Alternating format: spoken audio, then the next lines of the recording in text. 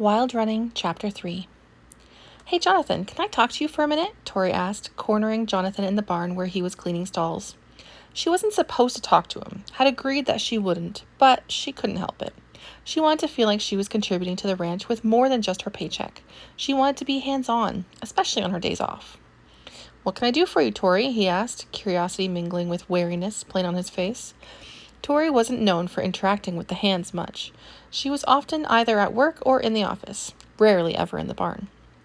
She sat down on a nearby hay bale and crossed her arms. "You tell me," she challenged. "What do you think I could be upset with you about?" Jonathan took his time answering, tossed a bale of hay onto a wheelbarrow to feed the horses that were in the barn, and sliced the ropes with his pocket knife. "Oh, this is about the other night, isn't it?" he finally asked, keeping his tone light. "The paint?" Tori nodded. "And?" "I would have loved to help you guys with the painting and whatnot, but unfortunately I'm allergic to paint fumes," he lied without compunction. He held out his hands, palm up in a shrug. "Not much you can do about allergies, huh?" He forced himself to keep his expression mild, sincere even, but embraced the rage bubbling underneath the surface. How dare she confront him like that? She had no right to judge him or look at him like that. He wasn't a worm under her boot. "If that's all it was, why didn't you just tell us that at the time?" she asked, her eyes narrowed in suspicion. She was really certain he was making it up as he went along. "I guess I find it rather embarrassing, so I didn't want to tell you." She studied his tall frame, blonde hair, light blue eyes, and defensive stance. She was sure he was lying. "You let a bit of embarrassment prevent you from an explanation that would keep you from getting into trouble?" she asked with surprise. "You do realize that your job is on the line here, right?" she asked, beginning to lose patience with him. She was very tempted just to fire him herself right now and have it over with. Jonathan didn't want to lose his job, didn't want to be fired because of some stupid paint. He needed the money, needed the break on board for his horse that working there gave him. He struggled to keep his hands from clenching into fists and succeeded, feeling triumphant at his control. He was so much better than her emotions so plain, so easy to read. She had no idea how angry he was, how adept he was at hiding his true nature. "I guess I didn't think it was an explanation that Anya would have accepted." "I see." It was hardly an apology. In fact, he showed absolutely no sign of guilt or regret. As far as she was concerned, he was gone. It was just a matter of time, but she would leave it to Brennan the way Anya wanted to. "Well, you better check that attitude of yours and smarten up. You might just find yourself without a job if you don't," she warned. At his panicked look, she relented slightly. "This is just a warning for now, but mark my words, I am not afraid of firing anybody, neither is Anya. If you push things much further, you won't have the slightest chance of keeping your job here.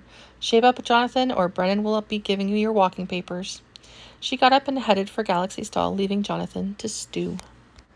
The gelding nudged her affectionately, and she couldn't help but smile as she stroked his silky nose.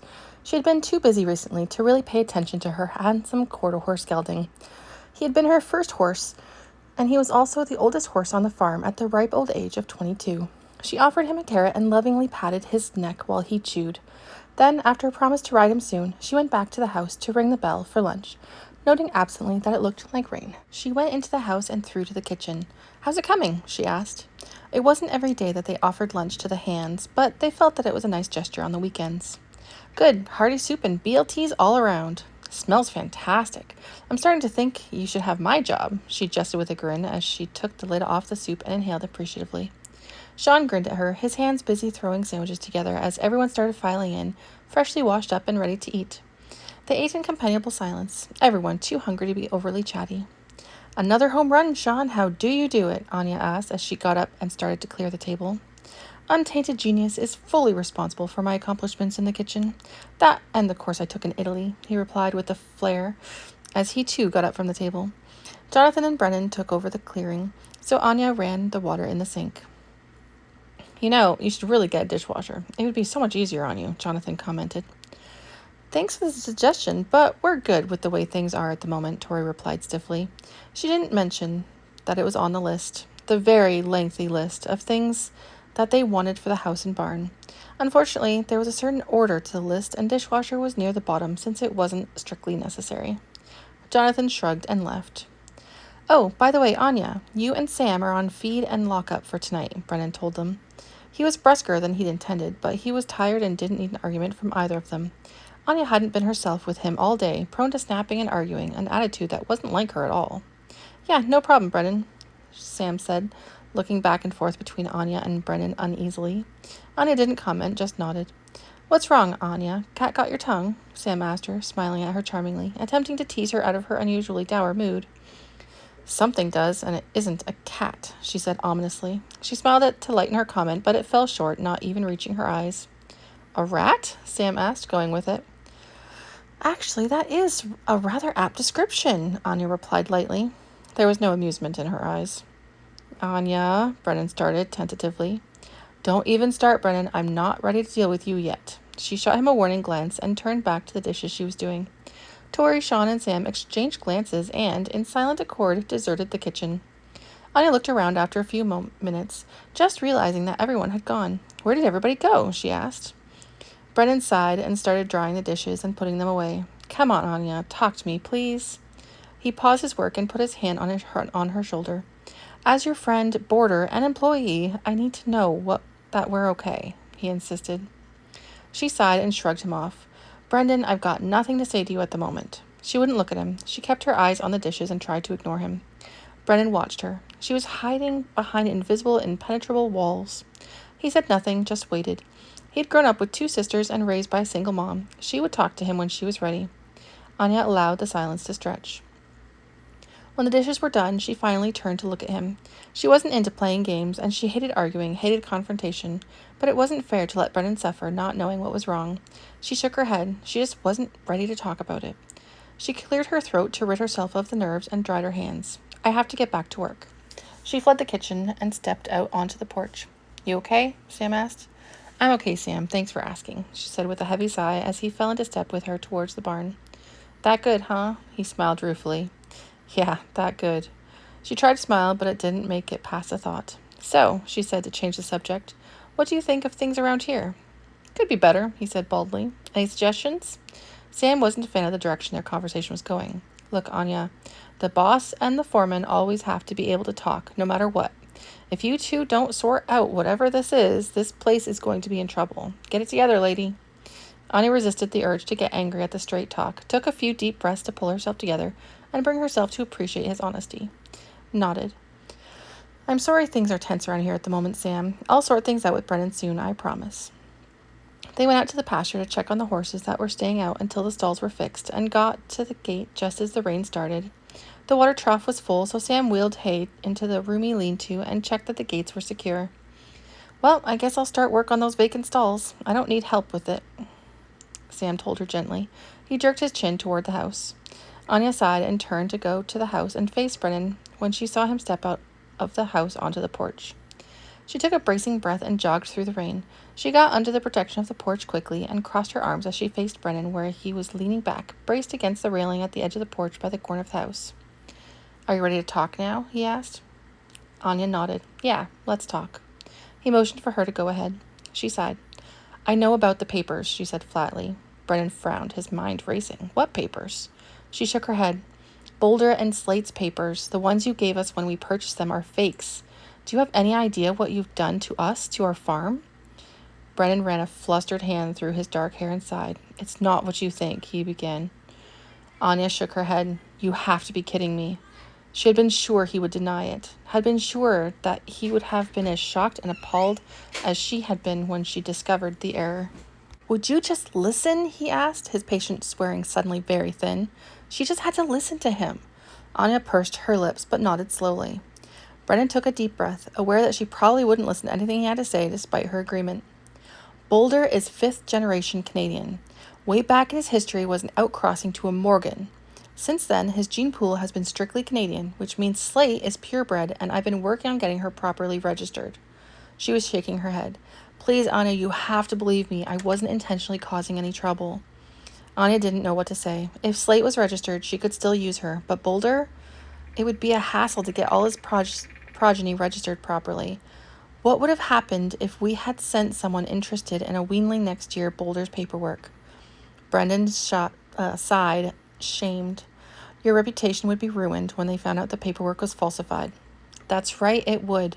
We're working with the Conservancy's to run this farm, to continue the lines of these rare and beautiful horses. If we were reported, all our work would be for nothing. You put our entire operation in serious jeopardy." She didn't just understand, and the anger finally faded enough for the hurt to leak through. "Why would you do that to us?" There were tears in her eyes. He couldn't believe there were tears in her eyes.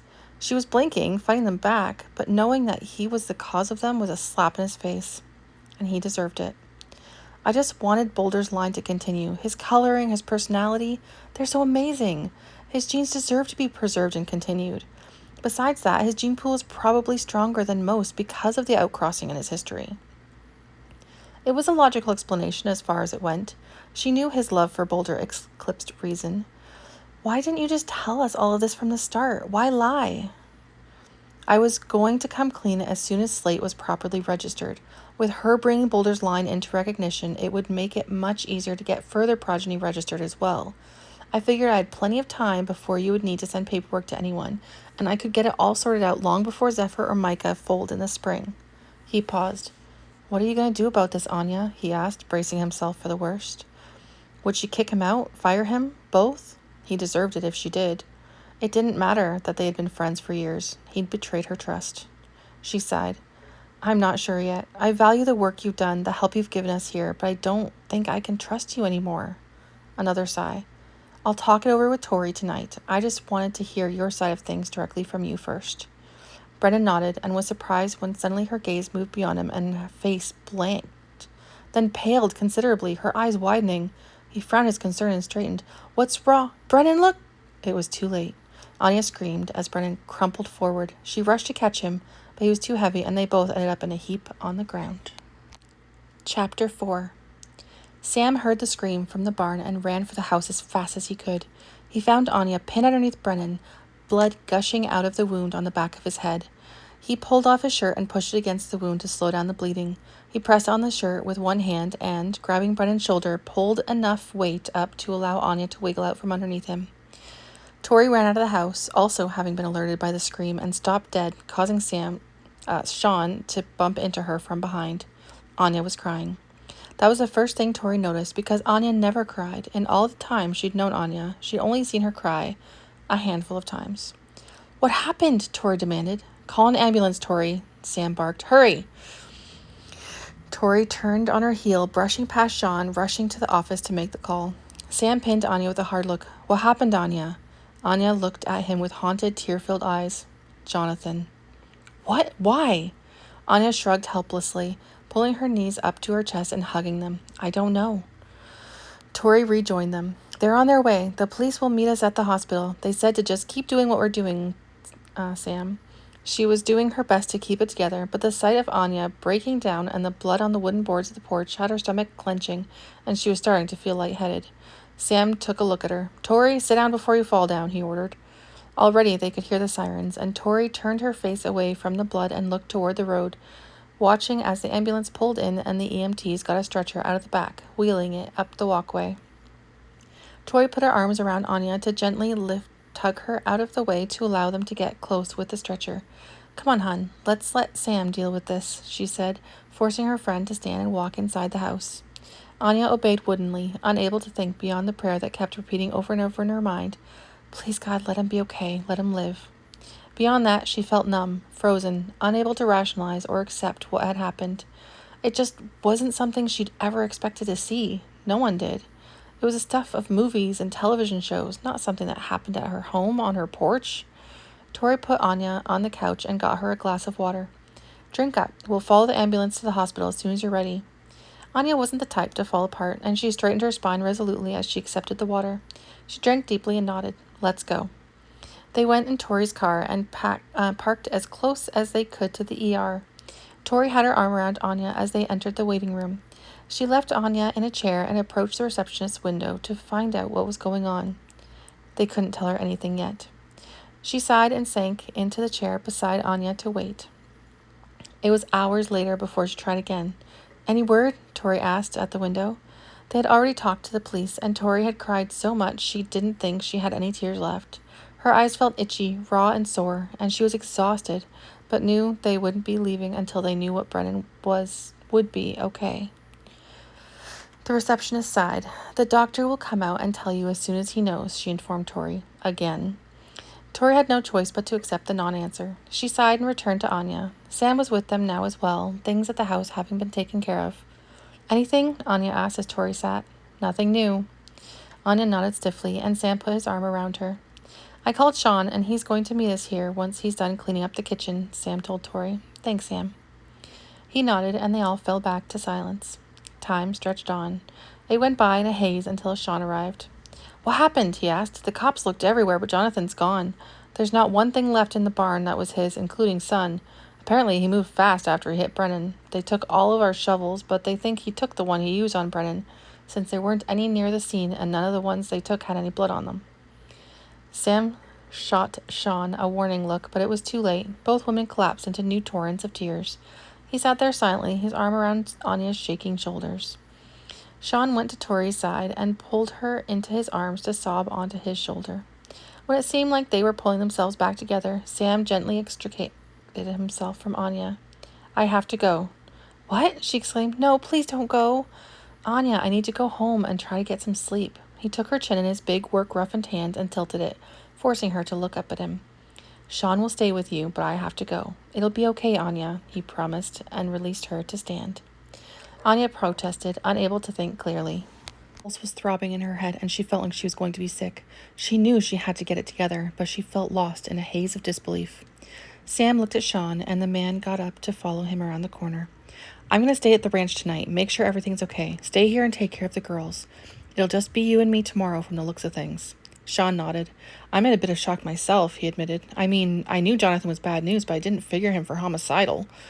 Sam grimaced and shook his head. There wasn't anything to say. None of them had figured Jonathan for a killer. Well, attempted killer, as long as Brennan hung on. He clapped Sean on the shoulder and headed out. Wait, Anya called, rushing after him. He stopped and turned, surprised. I'm coming with you, she insisted. He shook his head. What about Tori? Sean's with her. I told him to stay with her for as long as she needs. Anya, you don't need to do this, he protested gently. Anya squared her shoulders. I do, Sam. Brennan getting hurt doesn't change the fact that I have a ranch to run. As much as I appreciate that you're willing to pick up the slack for me, I need to do this. He nodded reluctantly. Let's go. He took her arm and escorted her to his truck, opened the door for her, and helped her in. He went around to the driver's side and turned to look at her. She was still far too pale, but her back was straight and her face determined. He couldn't help but admire her as he put the truck in gear. He hadn't known Anya long, but he respected her as his boss. Her dedication to her work and her skills with the horses were nothing short of admirable. But now he was beginning to appreciate the woman beyond the boss. She was holding on, putting aside trauma, fear, and grief to do what had to be done. She was beautiful inside and out. Not that he hadn't appreciated her utter beauty before. Those big green eyes, lustrous auburn hair, toned and attractive body had always elicited a response in him. But looks weren't everything, and he refused to allow chemistry to blind him to a woman's personality. Hers was becoming more and more appealing to him. He parked his truck and turned to her. You want to go to the house or check things in the barn with me? He asked gently. I need to see the horses. He nodded, and they went out to the barn to see if Sean had left anything undone. He looked around and was relieved to find that things were mostly in order. The horses were in and fed, so he went up to Anya, where she was hugging Boulder. The stallion stood placidly, his head tilted toward her as though he might just be hugging her back. Sam knew the horse meant everything to Brennan, and Sam wouldn't be surprised if, somehow, the horse knew what had happened and needed the comfort as much as Anya did. Anya. She took a deep breath and pulled back from Boulder. Everything good? She asked. He nodded, and they went up to the house together. They paused on the porch for a moment, taking in the police tape wrapped around a good portion of it before he pulled Anya inside. What is going on around here? Kyle demanded as soon as they walked in. The man had clearly been waiting for someone to return to the house. Nothing you need to worry about right now, Mr. Smith, Sam replied quickly before Anya could say anything.